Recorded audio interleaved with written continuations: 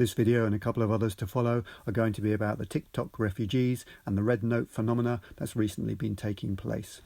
I realise that this is a slight departure from the subject of economics, but there are some aspects of economics that have arisen and worth talking about. There are several things I wish to say on the matter, and I'll do so point by point. I won't say anything too controversial in this video because I don't want YouTube to take any action against it, but I might say some controversial things in other videos. In any event, I have two channels on Bitchute, one called the Alt Economist and other called 1381. I post videos on there rather than YouTube because I'm more at liberty to say what I want to say. I don't normally post on YouTube for that reason. Without further ado, let's get into it.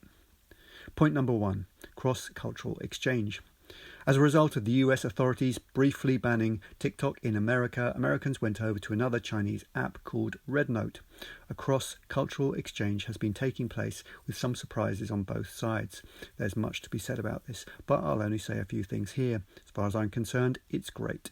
I hope that the ordinary people in China and America get to know each other better.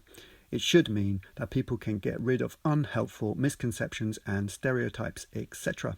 Point number two, differences and similarities. The other thing to say in respect of this is differences should be interesting to all. But I would say that the similarities are as interesting as the differences. I will say more about the economic side of things and actions of the authorities in both countries in a video to follow because it's hugely important. But these are slightly more controversial, so I'll be self-censoring here. In the meantime, I'll speak in more general terms. People should quickly realise that at the end of the day, people are just people whose desires and dreams are really not that different. Suffice to say, there's more that we have in common as human beings than that which is dissimilar. We are members of the same human family and we should celebrate that. Point number three, Rednote is not representative.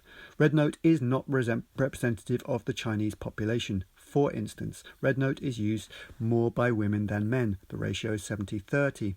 Obviously, the ratio of women to men in the Chinese population is a whole lot closer to 50-50. I don't know exactly what it is. Women use Rednote because they see it as a safe space. The other thing to say with regard to this, that it is populated more by educated people, people with degrees, etc. It's also populated by more affluent people. As a result of the above, people tend to be a lot nicer and more polite. They don't tend to leave mean comments. Point number four, Rednote and Instagram.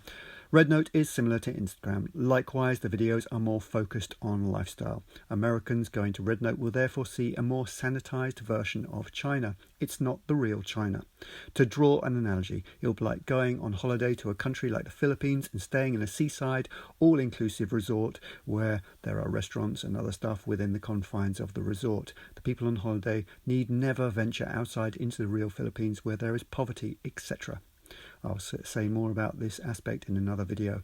I won't here for fear of this video being banned or blocked. I'll leave it there for now for this video.